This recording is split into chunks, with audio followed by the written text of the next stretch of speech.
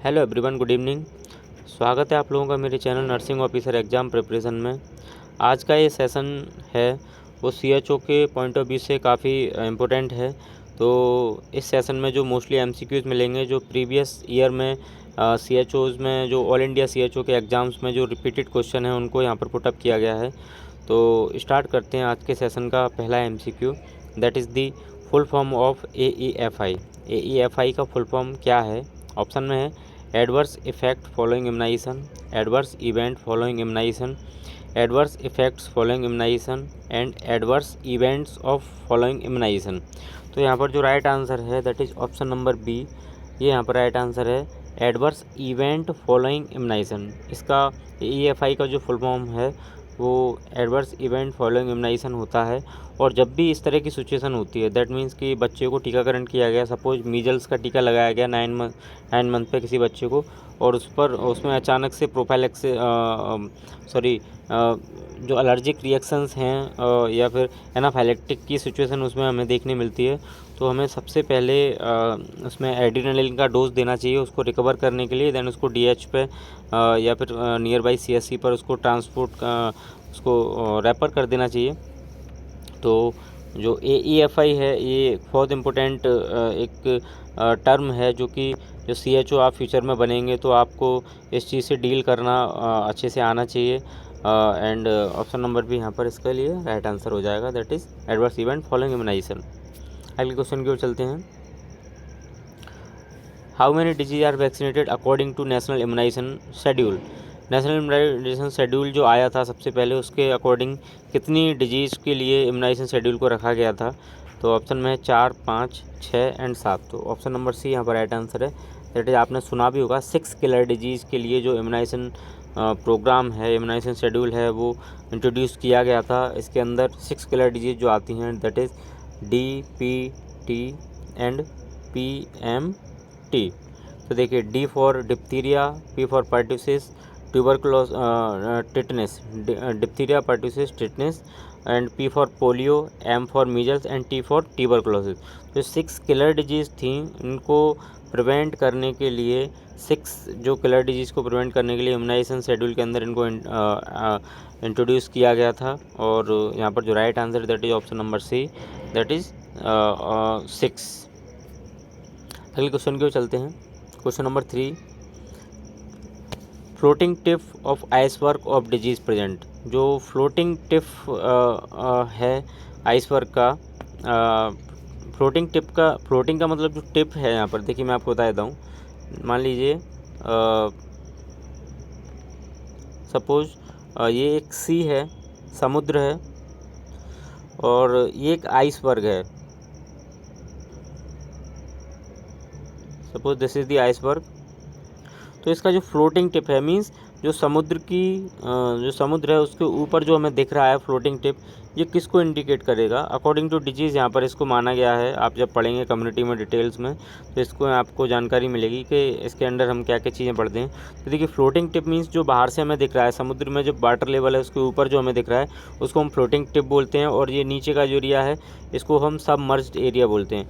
तो देखिए, floating tip क्या इंडिकेट करता है, क्या रिप्रेजेंट करता है? इनमें से ऑप्शन में clinical cases, undiagnosed cases, carrier and incubation period. तो देखिए, यहाँ पर ऑप्शन नंबर ए इसके अकॉर्डिंग राइट आंसर है, that is clinical cases. Clinical cases का मतलब जिनको हम आइडेंटिफाई कर चुके हैं। तो देखिए, जो फ्लोटिंग टिप है ये हम अपनी आंखों से देख सकते हैं, लेकिन जो सबमर्ज्ड एरिया इसको हम नहीं देख सकते हैं। इसका मतलब जो अनडायग्नोज्ड केस हैं, अनडायग्नोज्ड जो केसेस हैं उनको हम सबमर्ज्ड एरिया से इंडिकेट करते हैं। और जो डायग्नोस्ड या फिर क्लिनिकल केसेस हैं उनको हम मींस जो फ्लोटिंग टिप जो है उससे हम इंडिकेट करते हैं।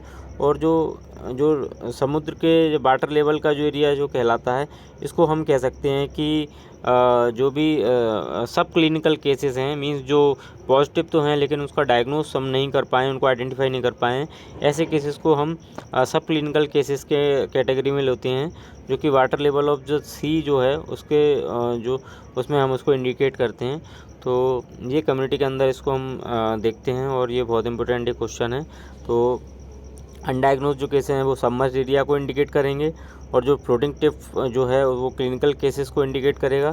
कैरियर्स का मतलब होता है कि जो डिजीज़ को कैरी करता है, that is called carrier. And incubation period का मतलब होता है कि कोई भी माइक्रो ऑर्गेनिज्म बॉडी में अंदर एंटर कर चुका है और जब तक वो अपने सिम्टम्स शो करेगा तो उसके बीच का जो पीरियड है, मीन्स माइक्रो में एंटर किया और सिम्टम्स शो हुए, उसके बीच का जो पीरियड है उसको हम इंक्यूबेशन पीरियड कंसीडर करते हैं। तो ऑप्शन नंबर ए यहाँ पर राइट आंसर था। अब नेक्स्ट क्वेश्चन की ओर चलते हैं, that is contraception of choice for working woman with irregular bleeding. किसी वर्किंग वुमन के अंदर अगर इर्रेगुलर ब्लीडिंग है तो हम उसको कौन सा कॉन्ट्रासेप्शन है वो उसको प्रिस्क्राइब करेंगे, उसको मीन्स बताएंगे कि आपको ये लेना चाहिए।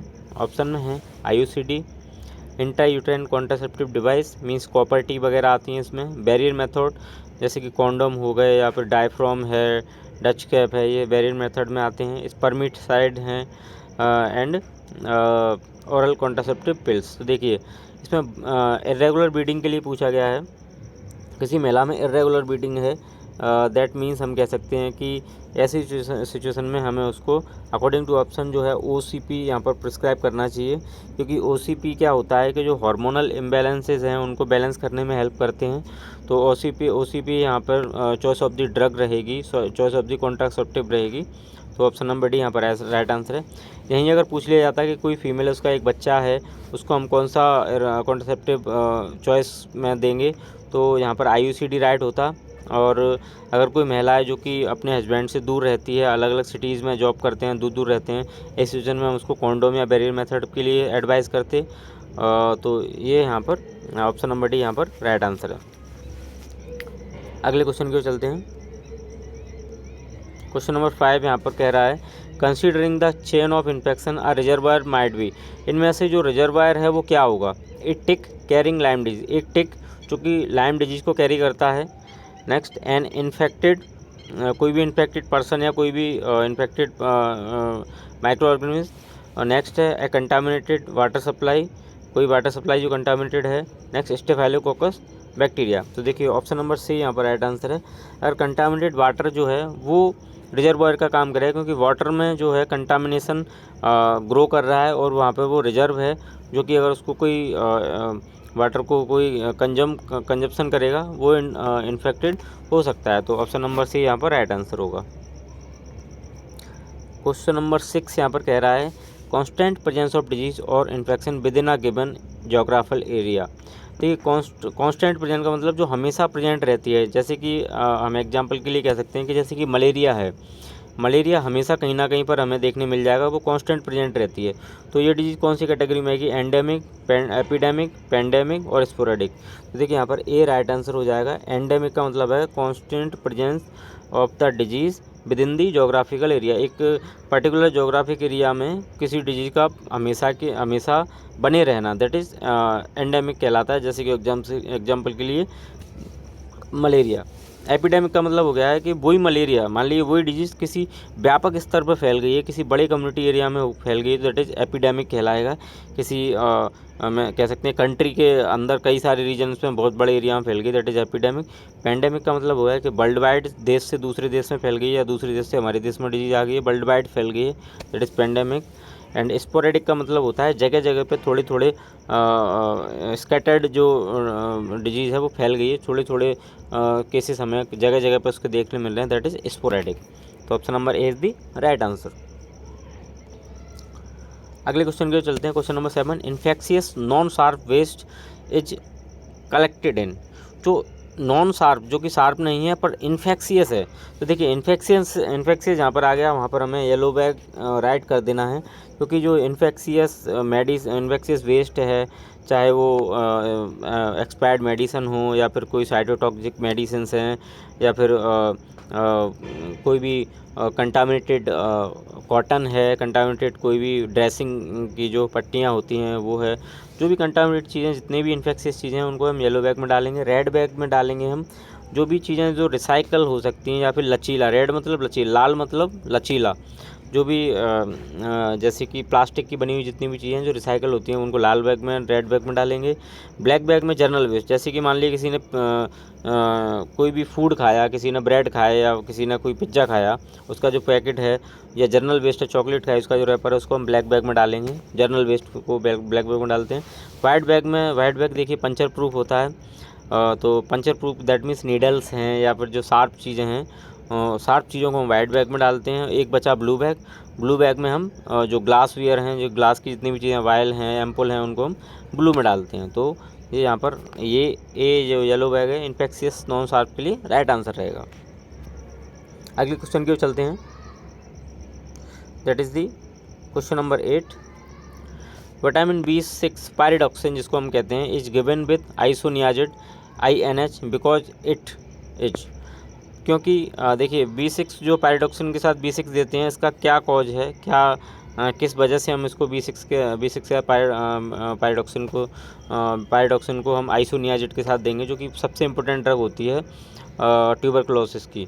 तो ऑप्शन में protect peripheral neuropathy, next accelerated destruction of the remaining organisms after inhibition of their reproduction by isoniazid, next enhance tuberculostatic effect of isoniazid, improve immunologic response of the client।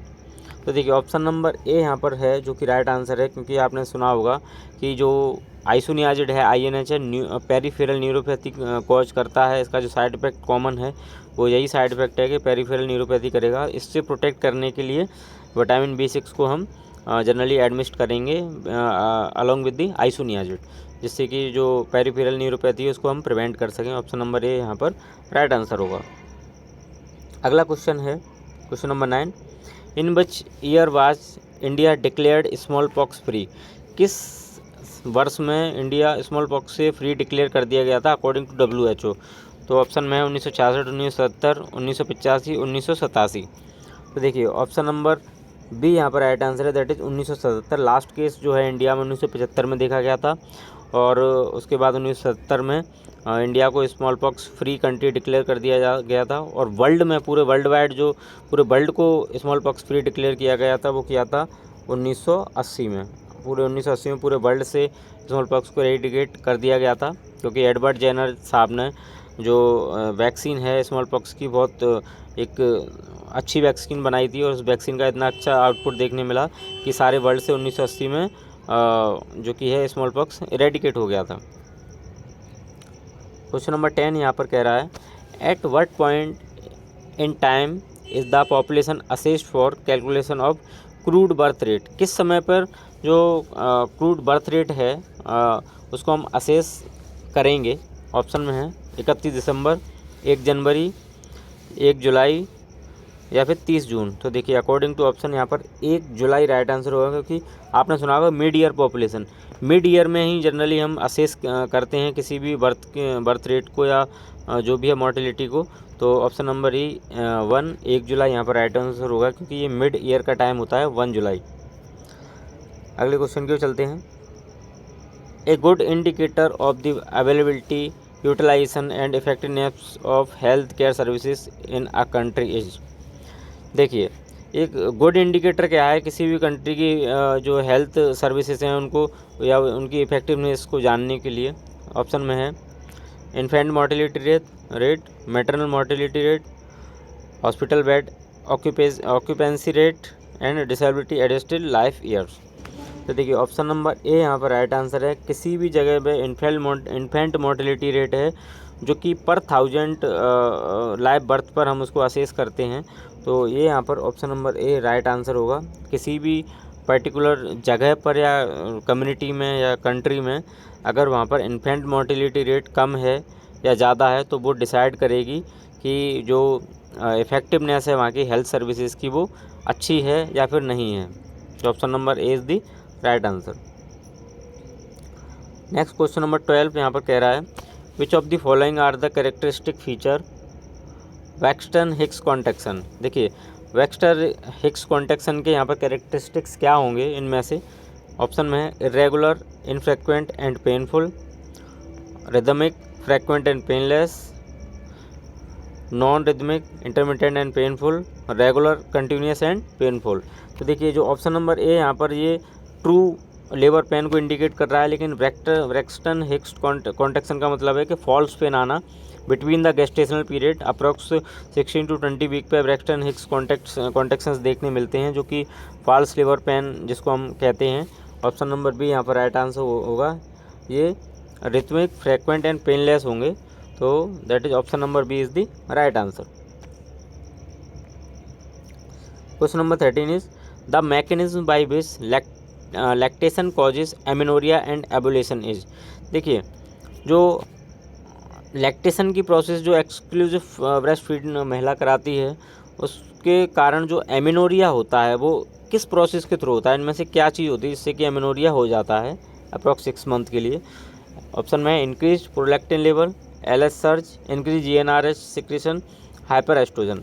तो option number A यहाँ पर right answer है, क्योंकि जब lactation proper exclusive breast feeding कराई जाती है तो उस टाइम फीमेल का जो प्रोलैक्टिन लेवल है वो पीक पर आ जाता है, और जब प्रोलैक्टिन लेवल पीक पर आ जाता है तो वो हाइपोथैलेमस के लिए सिग्नल्स भेजता है, और हाइपोथैलेमस क्या करता है कि एफएसएच एंड एलएच के लेवल को डिक्रीज रखेगा, जिसकी वजह से क्या होता है कि जो फॉलिकल्स हैं वो मैच्योर नहीं हो पाते हैं और ओव्यूलेशन नहीं हो पाता है। तो जो प्रोलैक्टिन का लेवल है ये यहाँ पर एमेनोरिया कॉज करने के लिए रिस्पॉन्सिबल रहेगा। Option number A is the right answer. अगला क्वेश्चन है question number 14, in which year Janani Suraksha Yojana launch, किस साल किस वर्ष में जननी सुरक्षा योजना लॉन्च की गई थी। तो बहुत सिंपल क्वेश्चन है ये। कुछ 2005 में जननी सुरक्षा योजना आई थी, एनआरएचएम भी 2005 में आया था, और उसके साथ ही सबमर्ज्ड होकर जननी सुरक्षा योजना लॉन्च की गई, जो कि इंस्टीट्यूशनल डिलीवरी को प्रमोट करने के लिए, जो फीमेल हैं होम डिलीवरीज पहले ज़्यादा हुआ करती थी उसको बंद करने और इंस्टीट्यूशनल डिलीवरी को प्रमोट करने के लिए जननी सुरक्षा योजना को लॉन्च किया गया था 2005 को। तो ऑप्शन नंबर ए यहाँ पर राइट आंसर है। देखिए ऑप्शन नंबर बी जो 2014 है, 2014 में मिशन इंद्रधनुष लॉन्च किया गया था। 1998 जो है 1998 में टोबैको एक्ट आया था, एंड 1995 जो है 95 में पोलियो जो है पोलियो इम्यूनाइजेशन जो कैंपेन है उसको लॉन्च किया गया था। तो ऑप्शन नंबर ए यहाँ पर राइट आंसर होगा। अगले क्वेश्चन की ओर चलते हैं। The movement of a bone away from the midline usually in frontal plane is known as. देखिए फ्रंटल मिडलाइन है, मिडलाइन से बाहर की ओर अगर कोई हमारे हैंड का या लेग का मूवमेंट होता है उसको हम क्या बोलेंगे, क्वेश्चन में पूछा गया है। तो यहाँ पर एबडक्शन इसका राइट आंसर है। एबडक्शन का मतलब है कि move away to from the body, body से बाहर की साइड जो मूवमेंट होगा हमारा, जैसे कि हाथ हम सीधे खड़े हुए हैं, अपने हाथ को ऊपर की ओर उठाएंगे या बाहर की ओर करेंगे, दैट इज़ एबडक्शन कहलाएगा। बाहर से हाथ को अंदर की ओर लाएंगे, दैट इज़ एडक्शन कहलाएगा। और नेक्स्ट जो फ्लेक्शन है, फ्लेक्शन का मतलब है हमारा जो हाथ है उसको हम अपने कंधे की तरफ मोड़ेंगे, दैट इज़ फ्लेक्शन कहलाएगा। और कंधे से वापस से नीचे की तरफ ले जाएंगे, दैट इज़ एक्सटेंशन उसको हम कहेंगे। तो ये बॉडी के मूवमेंट हैं, और ये थे आज के कुछ इम्पोर्टेंट MCQs। तो आई होप आपके लिए यूज़फुल रहेंगे, और आने वाले अपकमिंग जो CHO के एग्ज़ाम्स होते हैं उसके लिए, उसके पॉइंट ऑफ व्यू से बहुत इंपॉर्टेंट MCQs हैं, आप इनको देख लीजिए। साथ ही साथ इनसे रिलेटेड क्वेश्चन हैं, इनसे रिलेटेड टॉपिक्स हैं, उनको भी आप प्रेफर कर लीजिए। तो आज का ये इम्पोर्टेंट जो MCQs का सेशन है यहीं पर समाप्त होता है। Thank you so much.